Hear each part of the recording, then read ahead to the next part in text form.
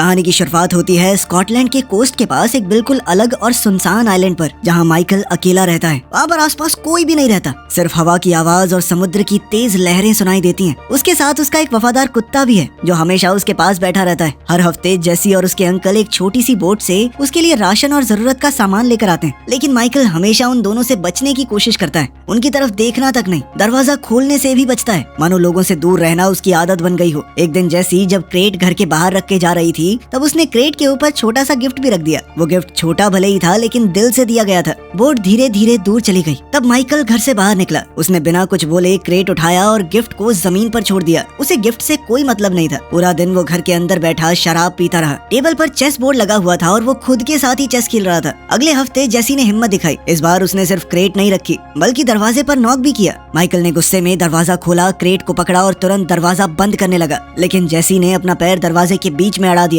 उसने फिर से वो तोहफा उसकी तरफ बढ़ाया और पूछा कि आप कभी हेलो क्यों नहीं बोलते, आप हमेशा हमसे दूर क्यों रहते हो। माइकल ने कोई जवाब नहीं दिया। उसने जेसी के पैर को जोर से हटाकर दरवाजा बंद कर दिया। जेसी ने जोर से कहा कि मैं तुमसे डरती नहीं हूँ। फिर वो वापस बोट की तरफ चली गई। गिफ्ट फिर से दरवाजे पर ही पड़ा रह गया। बोट पर उसके अंकल को मौसम का अलर्ट मिला। तेज तूफान आने वाला था। आसमान धीरे धीरे काला होने लगा। हवा तेज चलने लगी। समुद्र की लहरें अब बहुत ज्यादा खतरनाक हो गई थी। जेसी बड़ी मुश्किल से अपनी छोटी सी बोट में चढ़ी और उसे चलाने लगी, लेकिन लहरें इतनी तेज थी कि उसका चप्पू पानी में गिर गया। उसके अंकल ने चप्पू को पकड़ने की कोशिश की, लेकिन लहरों की वजह से उनकी बोट भी पूरी उलट गई। आइलैंड पर कुत्ता खिड़की के पास खड़ा होकर रोने जैसी आवाजें निकालने लगा। तब माइकल का ध्यान बाहर गया। उसने देखा कि समुद्र में कुछ गलत हो रहा है। वो तुरंत बाहर दौड़ा। भागते वक्त उसने गलती से गिफ्ट को लात मार दी। फिर वो अपनी बोट पर चढ़ा एक स्लाइड जैसी जगह से फिसलकर नीचे पानी तक गया और इंजन स्टार्ट करके फुल स्पीड में आगे बढ़ा। जैसी पानी के ऊपर आई, लेकिन उसका पैर एक जाल में फंस गया था। वो तैर नहीं पा रही थी। तेज लहरों ने उसे फिर से पानी के नीचे धकेल दिया और वो बेहोश हो गई। माइकल ने बिना ज्यादा सोचे समुद्र में छलांग लगा दी। उसने जाल को पकड़कर खोला, उलझे हुए हिस्से सुलझाए और जेसी को आजाद किया। उसने जेसी के अंकल को भी बचाने की कोशिश की, लेकिन तब तक बहुत देर हो चुकी थी। माइकल जेसी को अपनी बोट में ले आया, उसे तुरंत सीपीआर दिया। काफी देर तक कोशिश करने के बाद आखिरकार जेसी ने फिर से सांस लेना शुरू किया।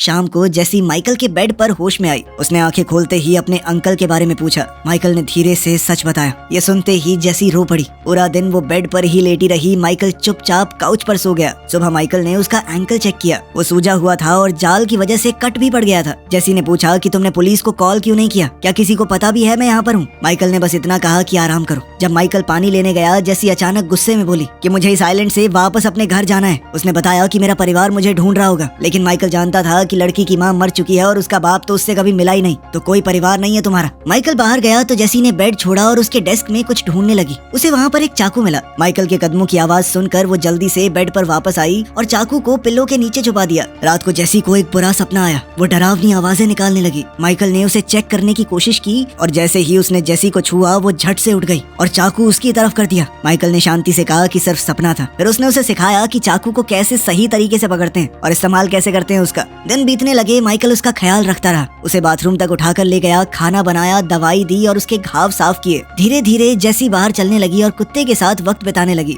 माइकल को ये देखकर अच्छा लगा। एक दोपहर जेसी ने पूछा कि वो उसके अंकल को कैसे जानता था। माइकल ने बताया कि हम दोनों फौज में एक साथ काम करते थे। जेसी को एहसास हुआ कि वो तो अपने सामने खड़े आदमी का नाम तक नहीं जानती और माइकल ने भी अपना नाम बताने से मना कर दिया। फिर जेसी ने कुत्ते का नाम पूछा, लेकिन माइकल ने कहा कि उसका भी कोई नाम नहीं है, तो जेसी ने कुत्ते का नाम जैक रख दिया। जेसी ने चेस बोर्ड देखा और कहा कि तुम आसानी से हार जाओगे, हाथी गलत जगह पे है। खैर माइकल ने ज्यादा ध्यान न देते हुए लड़की के पैर को फिर से देखा। पैर में इन्फेक्शन हो गया था, लेकिन उसने लड़की को हॉस्पिटल ले जाने से मना किया और कहा कि जरूरत की चीजें मैं खुद लेकर आऊंगा। अब माइकल बोट से मेनलैंड गया। तब जेसी ने उसके डेस्क पर एक ड्राइंग देखी। उसने जेसी और जैक की तस्वीर बनाई थी। जब उसने ड्रॉअर खोला तो पता चला कि माइकल ने उसका दिया हुआ तोहफा खोला था। अंदर एक स्नो ग्लोब था जिसमें लाइट हाउस बना हुआ था, बिल्कुल आइलैंड वाले लाइट हाउस जैसा। उधर लंदन में एक गवर्नमेंट मीटिंग के दौरान मैनाफोर्ट नाम के एक आदमी को डांटा गया। उसने एक सर्वेलेंस प्रोग्राम चलाया था जिसका नाम है थिया। ये प्रोग्राम थिया यूके के हर फोन और कैमरा से डेटा कलेक्ट करता था। मैनाफोर्ट ने बताया कि हमने बहुत सारे हमले रोके हैं, इससे बहुत सारे टेररिस्टों को पकड़ा है। बाद में वो प्राइम मिनिस्टर से मिला। प्राइम मिनिस्टर ने रिकॉर्डिंग बंद की और एक डील की। प्राइम मिनिस्टर ने मैनाफोर्ट से कहा कि पब्लिक के सामने हम तुम्हें नौकरी से निकाल देंगे। प्राइम मिनिस्टर ने कहा देखो तुमने काम ठीक किया है, लेकिन दुनिया नहीं चाहती कि जो उनके फोन और कैमरा देख रहे हैं वो सरकार भी देखे। पब्लिक के सामने तुम्हें नौकरी से निकाला जाएगा, तुम्हारी जगह रॉबर्टा लेगी, लेकिन सबकी नजरों से दूर तुम थिया प्रोग्राम को अब भी चलाते रहोगे। इसके लिए मैनाफोर्ट मान गया। उधर स्कॉटलैंड में माइकल एक फार्मेसी गया और कैमरास से बचने की पूरी कोशिश की। फिर वो कपड़ों के स्टोर में गया और जल्दी से बहुत सारे कपड़े उठा लिए। ताकि वो कैमरा में न दिख जाए। बाहर निकलते वक्त कुछ लड़कियां सेल्फी ले रही थी और कैमरा में उसकी फोटो आ गई। ये फोटो जैसे ही थिया डेटाबेस में गई, अलर्ट जारी हो गया। उसे एक बेहद खतरनाक टेररिस्ट के रूप में मार्क कर दिया गया। रॉबर्टा ने तुरंत एक असॉल्ट टीम भेज दी। आइलैंड पर वापस जाकर माइकल ने जेसी के एंकल पर सही से पट्टियां बांधी, उसे कुछ दवाइयां दी और मिठाइयां भी, उसे कुछ कपड़े भी दिए जो बिल्कुल सही फिट आ गए। रात को खाना खाते वक्त माइकल ने बाहर एक आवाज सुनी। जब उसने दूरबीन से देखा तो एक बोट आइलैंड की तरफ आ रही थी। माइकल ने जेसी से कहा कि जल्दी से बाथरूम में खुद को बंद कर लो और आवाज मत करना, जिसके बाद जेसी चाकू लेकर बाथरूम में गई। माइकल भी एक ब्लेड लेकर बाहर गया। सोल्जर्स बोट से उतरकर घर की तरफ आए तो माइकल ने एक रस्सी काट दी। एक बड़ा सा पत्थर पहाड़ी से नीचे गिरा। अचानक एक नेट भी एक्टिवेट हो गया जिसने एक फौजी को पकड़ा और पानी में घसीट लिया। फिर माइकल ने एक बहुत तेज लाइट ऑन कर दी। फौजियों ने नाइट विजन गॉगल्स पहने हुए थे तो वो थोड़ी देर के लिए अंधे हो गए। उन्होंने अपनी आंखों से वो नाइट विजन गॉगल्स हटाए और गोलियां चलाई माइकल को भागता देखकर। एक फौजी उसका पीछा करता हुआ पहाड़ी पर चढ़ा। माइकल ने पीछे से लालटेन तोड़कर उसके सर पर दे मारी और फ्लेयर गन से गोली चलाकर उसके शरीर में आग लगा दी। दूसरा फौजी ऊपर आया तो माइकल ने चाकू से उस पर वार करके उसे नीचे धकेल दिया। इसी बीच एक और फौजी घर के अंदर घुसा और जैक ने तुरंत उस पर झपट कर जोरदार हमला कर दिया। थोड़ी देर की जद्दोजहद के बाद फौजी ने जैक को गोली मार दी और वो मौके पर ही मर गया। सब कुछ एक पल में खत्म हो गया। फिर वो बाथरूम के दरवाजे पर आया और जोर से लात मारकर दरवाजा तोड़ दिया। उसने आसानी से जेसी के हाथ से चाकू भी छीन लिया। उसने जेसी के दोनों हाथ पकड़े और जबरदस्ती उसे उठाकर बाहर ले गया। गैराज के अंदर एक और फौजी माइकल को ढूंढने लगा। वो इधर उधर देख रहा था, अंधेरे में टॉर्च घुमा रहा था। माइकल छुप कर खड़ा था और जैसे ही फौजी आगे बढ़ा, माइकल ने एक और ट्रैप को एक्टिवेट कर दिया। ऊपर से एक बड़ा लोहे का हुक तेज रफ्तार से आया और सोल्जर के शरीर को चीर कर निकल गया। वो आदमी दर्द से चीखता हुआ हवा में लटक गया। माइकल ने रस्सी को कस के बांध दिया ताकि वो लटका रहे। फिर माइकल तुरंत साइड से अंधेरे में छुप गया। थोड़ी देर बाद एक नया सोल्जर वहाँ पर पहुंचा। माइकल बिना वक्त गवाए उस पर कूद पड़ा। उसने उसका हथियार छीन लिया और दोनों के बीच हाथापाई शुरू हो गई। माइकल ने उस सोल्जर को 3 बार चाकू मारा लेकिन फिर भी वो लड़ता रहा। वो बहुत ताकतवर था। आखिरकार माइकल ने पास में पड़ा हुआ एक चप्पू उठाया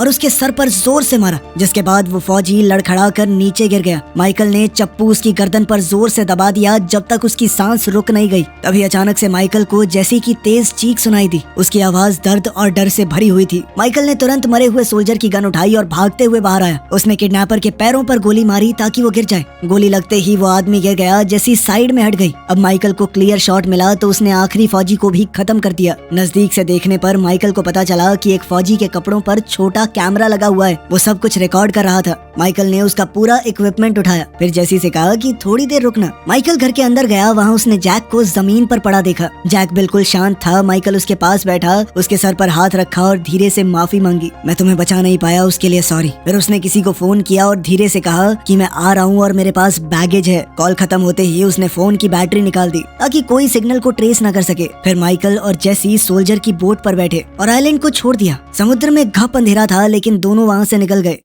कुछ ही वक्त में रॉबर्टा को पता चला कि उसकी टीम हार गई है। उसने तुरंत एक स्पेशल एजेंट को भेजने का ऑर्डर दिया। साथ ही अपनी टीम से कहा कि जेसी का बैकग्राउंड निकालो, पता करो वो कौन है। सुबह तक माइकल और जेसी स्कॉटलैंड पहुंच गए थे। जेसी ने देखा कि माइकल के कपड़ों पर खून लगा है और उसका जख्म खुल गया था। वो बोली कि तुम्हारा खून बह रहा है। माइकल ने शांत आवाज में कहा कि मैं ठीक हूँ, चिंता मत करो। दोनों शहर के बीच में चुपचाप घूमने लगे। उन्होंने कैमरा से बचने की कोशिश की और आखिरकार उन्हें गाड़ी दिखी जो इस्तेमाल की जा सकती है, लेकिन किसी और की गाड़ी है, चाबी तो नहीं है उनके पास। अब माइकल ने जेसी को बंदूक चलाना सिखाया। उसने कहा कि गार्ड बन के खड़ी रहना और ध्यान रखना। फिर वो सामने वाले घर के अंदर घुस गया। अंदर जाकर वो कार की चाबी ढूंढने लगा। तब एक छोटे बच्चे ने उसे देख लिया और डर गया। अचानक घर का मालिक दरवाजे पर आया और माइकल पर बंदूक तान दी। हालात खराब हो गए लेकिन पीछे से जेसी ने हिम्मत दिखाई। उसने उस आदमी को मजबूर किया कि माइकल के घाव का इलाज करे। इसी बीच रॉबर्टा की टीम का एक टेक्नीशियन बोला कि जो टेररिस्ट प्रोफाइल पहले दिखा था वो नकली है। किसी ने सिस्टम के अंदर ये प्रोग्राम किया था कि एक खास चेहरा कैमरे पर आए तो अलर्ट दिखे। कोड खुद ब खुद डिलीट हो जाता है। जब उसे कुछ गड़बड़ लगी तो टेक्नीशियन ने थोड़ी छानबीन की।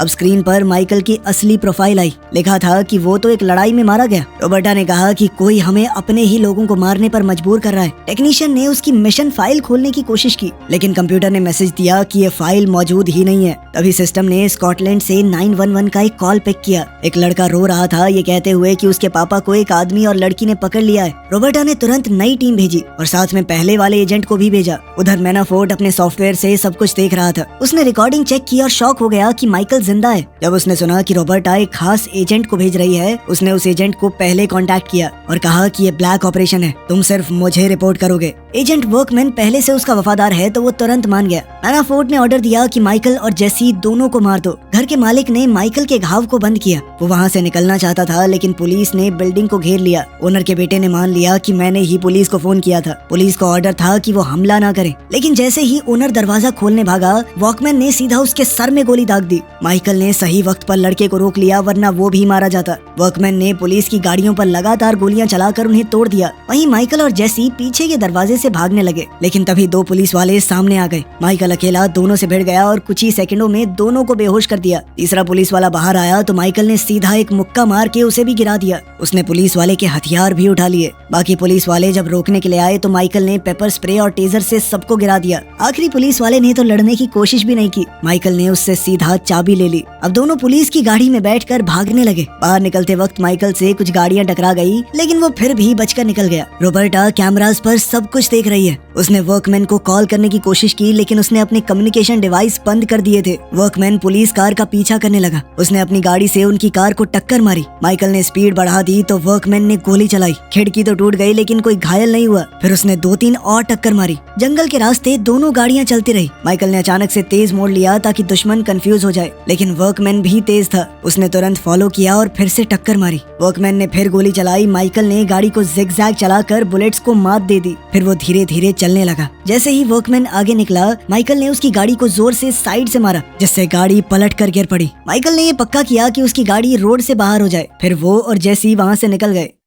कुछ मीलों बाद उन्हें एक कंस्ट्रक्शन साइट मिला। माइकल ने कहा कि अब गाड़ी बदलनी पड़ेगी। उधर जंगल में वर्कमैन अभी भी जिंदा है। वो धीरे धीरे रोड पर चलने लगा। तब एक पुलिस कार और एक आम आदमी की गाड़ी ने रोड ब्लॉक कर दिया। वर्कमैन ने तुरंत पुलिस ऑफिसर को गोली मारी और सिविलियन को मजबूर किया कि गाड़ी दे दे। ऑफिस में रॉबर्टा ने मैनाफोर्ट को कॉल किया और पूछा कि क्या तुम माइकल को जानते हो। मैनाफोर्ट ने बताया कि सालों पहले उसने एक सीक्रेट प्रोग्राम चलाया था जिसका नाम था ब्लैक काइट्स। ये बेहद खतरनाक एजेंट्स थे जो सीक्रेट मिशन करते थे बिना किसी गवर्नमेंट रिकॉर्ड के। माइकल उन्हीं एजेंट्स में से एक है और बहुत ज्यादा टैलेंटेड भी। एक दिन उसे एक दूसरे देश में इंटेलिजेंस ऑफिसर को मारने भेजा गया, लेकिन उसने अपनी रिपोर्ट झूठी लिखी और गायब हो गया। मैनाफोर्ट को शक था कि शायद माइकल दुश्मनों के साथ मिल गया था। उसने रॉबर्टा से कहा कि अपनी पूरी ताकत इस्तेमाल करो उसे रोकने के लिए। बाद में रॉबर्टा ने टेक्नीशियन से ब्लैक काइट सिस्टम को हैक करवाया। फाइलें खुलने लगी। उसने देखा कि माइकल ने एक ईरानियन साइंटिस्ट को भागने में मदद की थी। साइंटिस्ट ने उन्हें न्यूक्लियर प्रोग्राम की सारी जानकारी दे दी। ऑर्डर ये था कि उसे मार दो, लेकिन माइकल ने अपनी बात से फिरना सही नहीं समझा। जब रॉबर्टा फाइल्स पढ़ रही थी तो मैनाफोर्ट सिक्योरिटी कैमरास से उस पर भी नजर रखे हुए था। सब कुछ और ज्यादा खतरनाक हो गया था। कुछ समय बाद जेसी ने शांत आवाज में माइकल से पूछा कि क्या उसका कोई परिवार है। माइकल ने सीधा जवाब दिया कि नहीं, कोई परिवार नहीं है मेरा। उसने बताया कि मुझे बीवी और बच्चे नहीं चाहिए थे, क्योंकि अगर फैमिली होती तो चीजें और ज्यादा मुश्किलों भरी हो जाती। उसने समझाया कि उसकी जिंदगी पहले ही खतरनाक और उलझी हुई थी, और अगर बीवी और बच्चे होते तो जान का खतरा और बढ़ जाता। जेसी ने थोड़ा दुखी होकर बताया कि मुझे मुश्किलों भरी जिंदगी भी मंजूर होती अगर उसकी माँ और उसका मामा वापस मिल जाते। ये कहते हुए उसकी आंखों में आंसू थे। फिर उसने बैग से एक फोल्ड किया हुआ पेपर निकाला। वो जैक की ड्राइंग थी जो उसने खुद बनाई थी। उसने धीरे से कहा कि जैक तुम्हारा असली परिवार था। थोड़ी देर सफर करने के बाद दोनों अगले शहर पहुंच गए। वहाँ पहुंचकर दोनों ने अपने सिर झुका लिए और सीधा चलने लगे ताकि सिक्योरिटी कैमरास उनके चेहरे को रिकॉर्ड न कर सके। वो हर तरफ देखकर चल रहे थे, लेकिन तभी एक कार वहाँ से गुजरी जिसके अंदर डैश कैम लगा हुआ था और उस कैमरे में उनका चेहरा कैप्चर हो गया। कुछ ही देर में मैनाफोर्ट को उनकी एग्जैक्ट लोकेशन का पता चल गया। मैनाफोर्ट ने वीडियो फुटेज को एडिट किया। उसने वीडियो में से माइकल और जेसी को गायब करवा दिया ताकि कोई भी उन्हें ना देख पाए। फिर उसने उनकी लोकेशन के कोऑर्डिनेट तुरंत वर्कमैन को भेज दिए। माइकल और जेसी एक लोकल चर्च के अंदर गए, जहाँ माइकल अपने पुराने दोस्त आर्थर से मिला। आर्थर ने बिना सवाल किए उन्हें अपनी कार में बैठाया और जंगल के बीच अपने घर ले गया। घर शहर से दूर पेड़ों के बीच शांत जगह पर था। किचन में जेसी ने कुछ अजीब सी दवाइयाँ देखी। बॉटल्स और स्ट्रिप्स देखकर उसे लगा कि ये सीरियस बीमारी की दवा है। इधर आर्थर ने माइकल को बताया कि जब वो गवर्नमेंट की जॉब छोड़ रहा था तब उसने थिया सिस्टम बनाने में मदद की थी। उसके पास अभी भी सॉफ्टवेयर की एक कॉपी पड़ी है। जब माइकल गायब हुआ था तो आर्थर ने सिस्टम से उसकी फोटो हटाकर किसी रैंडम आदमी की फोटो लगा दी थी ताकि वो अपने दोस्त को बचा सके, लेकिन बाद में मैनाफोर्ट ने उसे टेररिस्ट ही बना दिया। माइकल ने आर्थर से कहा कि वो जेसी का ख्याल रखे जब तक वो बाहर जाकर लड़ाई खत्म करेगा। आर्थर ने दुखी होकर मना कर दिया। तब जेसी ने बीच में बोल दिया कि आर्थर को कैंसर है। उसे ये इसलिए पता चला क्योंकि आर्थर भी वही दवाई ले रहा है जो उसकी माँ ने मरने से पहले ली थी। जेसी को लगा कि माइकल उसे छोड़ना चाहता है। उसने कहा कि मैं किसी पर बोझ नहीं बनना चाहती, मैं चुपचाप चली जाऊंगी यहाँ से। वहीं आर्थर बताने लगा कि मेरे पास सिर्फ कुछ ही महीने बचे हैं। ये सुनकर माइकल ने एक पुराने ट्रैफिकर का एड्रेस पूछा जिसे वो लोग पहले जानते थे। आर्थर ने मना किया और कहा कि वो आदमी बहुत खतरनाक है, लेकिन माइकल ने कहा कि मेरे पास दूसरा कोई ऑप्शन भी नहीं है। जब वो निकलने वाले थे तो किसी ने दरवाजा खटखटाया। बाहर वर्कमैन खड़ा था। उसने बिना देर किए गोलियां चलानी शुरू कर दी। माइकल तुरंत फर्नीचर के पीछे छुप गया। जैसे ही वर्कमैन कमरे में आया, माइकल ने शेल्फ उसके ऊपर गिरा दी। फिर दोनों में जबरदस्त लड़ाई शुरू हो गई। उन्हें कमरे में जो भी चीज मिली वो एक दूसरे पर हथियार की तरह इस्तेमाल करने लगे। कुर्सी, टेबल, लैंप सब टूट गए। इस धक्का मुक्की में एक बंदूक जमीन पर गिर गई। दोनों बेहतरीन ट्रेंड एजेंट्स थे तो काफी देर तक एक दूसरे से लड़ते रहे।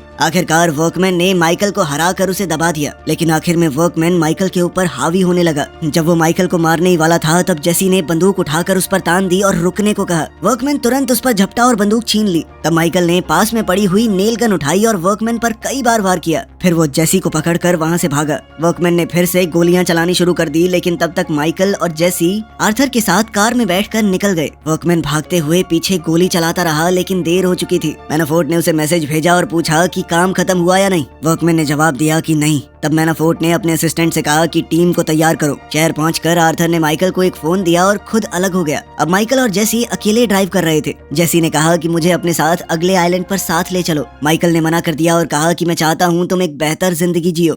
उधर रॉबर्टा को टेक्नीशियन ने बताया कि कोई थिया सिस्टम को चुपके से इस्तेमाल कर रहा है। तब उन्होंने ट्रैप तैयार किया। उधर लंदन में माइकल ने जानबूझकर कैमरास को अपना चेहरा रिकॉर्ड करने दिया। वो एक नाइट क्लब में गए तो बाउंसर ने उसे रोका। इस पर माइकल ने उसे तब तक पीटा जब तक उन्हें एंट्री नहीं मिल गई। मैनाफोर्ट ने कैमरा पर उनका चेहरा देखा और लोकेशन ट्रैक करने की कोशिश की, लेकिन वो तुरंत ब्लॉक हो गया। अब रॉबर्टा को समझ आ गया कि मैनाफोर्ट उसके पीछे गेम खेल रहा है। क्लब के अंदर माइकल और जेसी ट्रैफिकर कमल से मिले। माइकल ने कहा कि जेसी के लिए भी एक नई पहचान बनानी है। कमल ने पूछा कि मैं तुम्हारी क्यों मदद करूं? माइकल ने कहा कि देख, मैं भी जानता हूं और तू भी। तूने बहुत सारे लोगों की इन्फॉर्मेशन मैनाफोर्ट को दी है। बहुत सारे दुश्मन है तेरे जो ये जानते नहीं है कि तूने उन्हें पकड़वाया है। अगर मैं पकड़ा गया और ये बात मैंने लीक कर दी तो बहुत गंदा फंसेगा बेटा। फिर माइकल ने कैमरा में अपना चेहरा भी दिखा दिया, इसीलिए एजेंट जल्दी ही क्लब में पहुंचने वाले होंगे। अब कमल के पास उनकी मदद करने के अलावा कोई दूसरा ऑप्शन नहीं था। थोड़ी देर में पेपर रेडी हो गए। बोट 30 मिनट में निकलने वाली है। दोनों क्लब से निकलने लगे, लेकिन मैनाफोर्ट की टीम वहां पहुंच चुकी थी। माइकल ने एक आदमी पर हमला करके उसे गिरा दिया और उसकी बंदूक छीनकर उसे गोली मार दी। तेज बजते म्यूजिक की वजह से किसी को पता नहीं चला।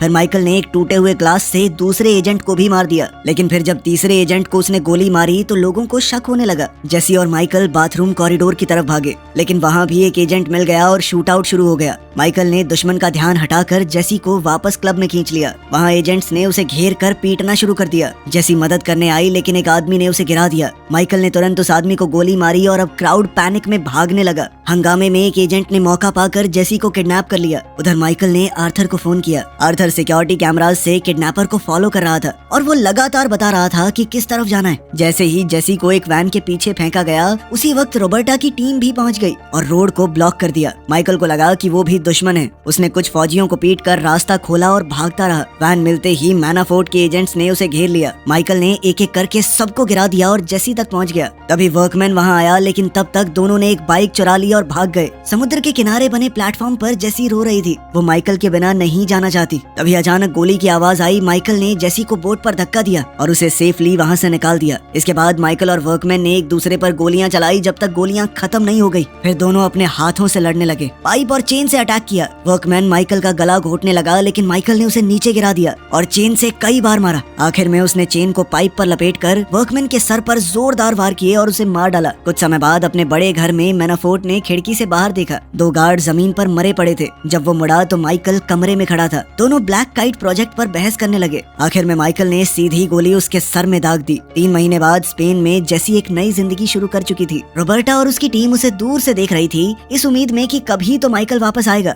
जेसी एक कैफे में बैठकर किताब पढ़ रही थी। तब कैमरा थोड़ा हिल गया और रॉबर्टा जेसी को देख नहीं पा रही थी। वेट्रेस ने एक बैग लाकर जेसी को दिया और अंदर एक चेस का पीस था। रोड के उस पार माइकल था जो आखिरकार उसे लेने आया था। वीडियो पसंद आई तो लाइक कर देना, चैनल को सब्सक्राइब कर लेना। मिलते हैं अगली वीडियो में।